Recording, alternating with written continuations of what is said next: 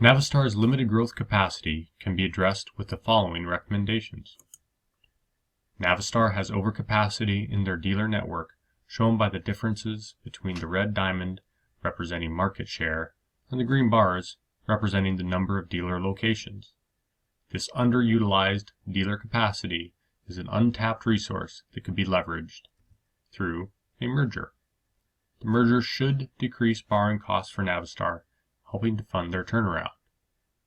The merger could be with a current North American competitor to help build their dealer network in order to more effectively serve customers, but that would be unlikely due to the dealer agreements currently in place and significant overlap in operations.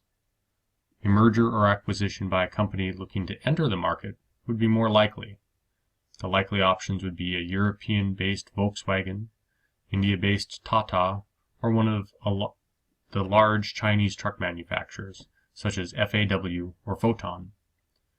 Depending on the partner, a merger would also be an opportunity to retool their tarnished brand. Meeting future emission standards requires significant R&D costs, which Navistar cannot currently afford.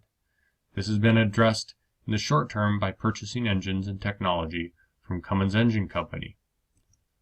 Future engine emission cycles also carry the risk of significant warranty costs, similar to what was experienced after 2010.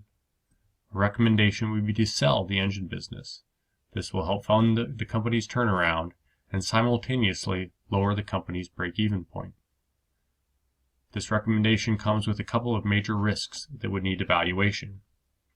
Currently, Navistar does not install purchased engines into all truck models, meaning they would need to design in the new powertrains into multiple vehicle platforms.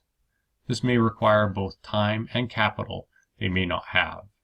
It also represents a significant loss in parts business moving forward, which would eliminate one of their key strengths. Their engine business is also foundational to their joint ventures. Similarly, selling the military division would also raise much needed capital to address, or at least offset, the company's liabilities. This would also have limited impact on future revenues, as military sales are eroding and defense spending has continued to decline. The defense industry is similarly very competitive, so even with the declining market, competitors such as Oshkosh may be willing to buy this division at a reasonable price.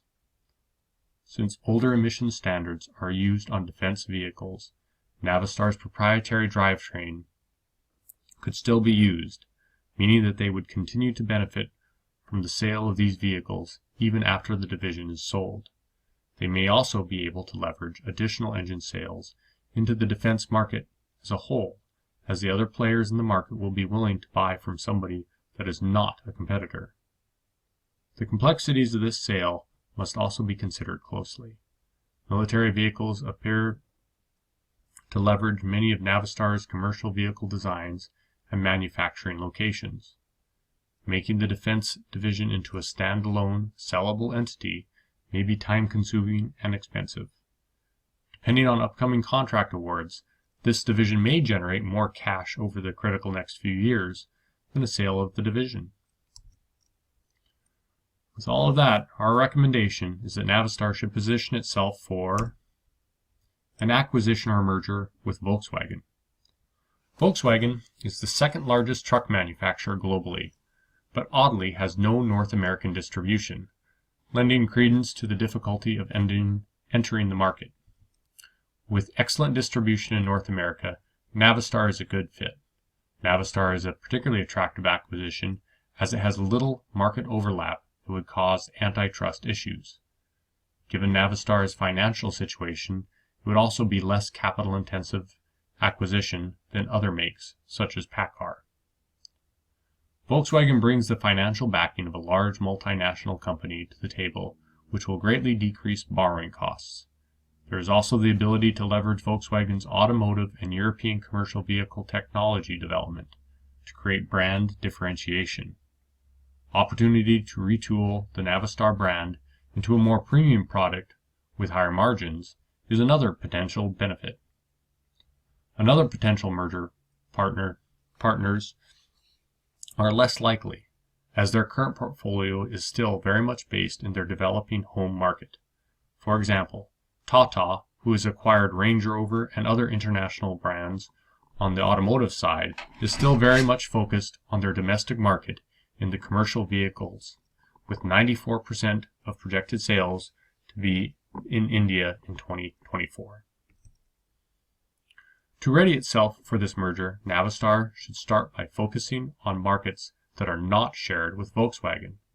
This will more clearly position the company for the merger and allow scarce funds to be focused. That is not to say that profitable markets should be exited, only that expansion should be carefully evaluated for overlap, and that unprofitable regions should be very carefully evaluated for near-term profitability. Given the time and expense to enter a market, entering new markets should be halted. Navistar must grow to complete their turnaround, but with strong U.S. dealer network and the large market share demonstrated in the past, that growth should be focused on the NAFTA market, not globally. Similarly, the military division should be sold, as this will ease the merger, as a foreign-owned defense supplier is less viable to the U.S. military at least. Though not pass, multiple bills, such as the National Defense Authorization Act 2014, are brought up occasionally, limiting contractors to only U.S. companies. Even without passing of these bills, the overhead and scrutiny on companies controlled by foreign entities is much higher. With all of Navistar's current defense competitors also being U.S.-based, this would represent a significant disadvantage in the marketplace should a merger occur. Given the time to negotiate a sale of this division, there may be little or no near-term capital benefit, but it is likely seen as a major roadblock to acquisition. Instead of selling the engine division, Navistar should partner with MAN, a division of Volkswagen, for engine development. Currently, Navistar has fallen back to reliance on North American companies such as Cummins for emission technology advancements. This means that Cummins controls the very important parts and service revenue resulting from any truck sales. This benefits both Navistar and the dealer network, as Cummins power is used elsewhere in the industry.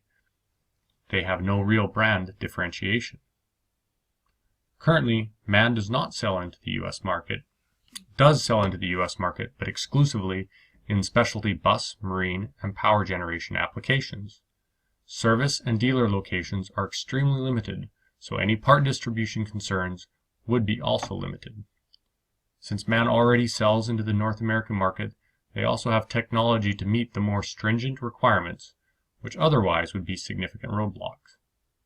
Navistar's current engines are based on old MAN designs, though the companies have no current formal technical relationships.